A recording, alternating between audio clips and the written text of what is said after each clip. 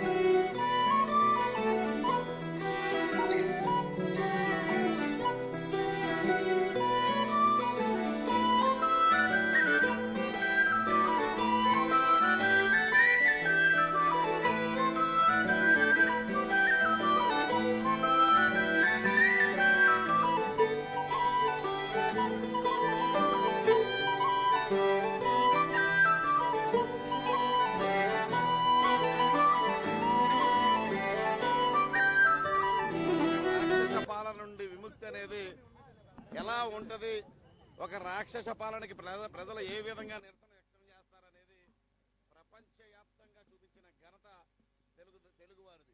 ఎందుకంటే last time 151 సీట్లు వస్తే ఏదో అన్నారు, కానీ ప్రతిపక్ష హోదా కూడా చాలా అపహాస్యం చేశారు. 23కి పరిమితం అయ్యారు, అది ఇది అని చెప్పేసి.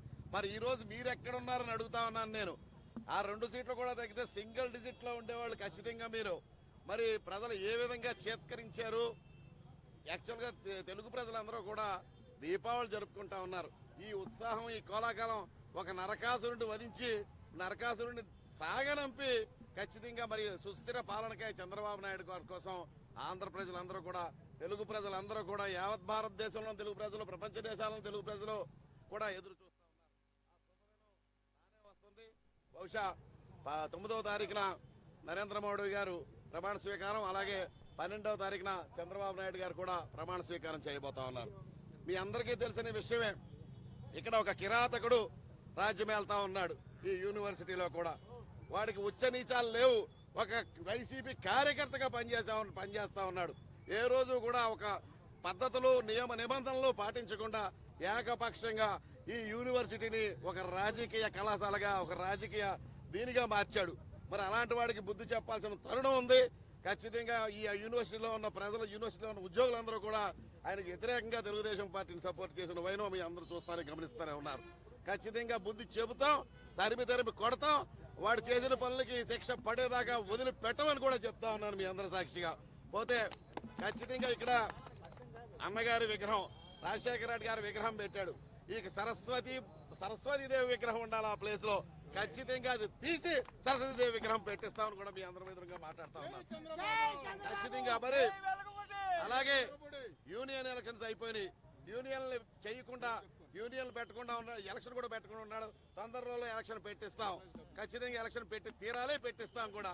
పోతే అనేక మందిని ఎవరైతే తెలుగుదేశం పార్టీకి సానుభూతి పరులు ఉన్నారో వాళ్ళందరినీ కక్ష సాధింపు చర్యలు చేపట్టారు.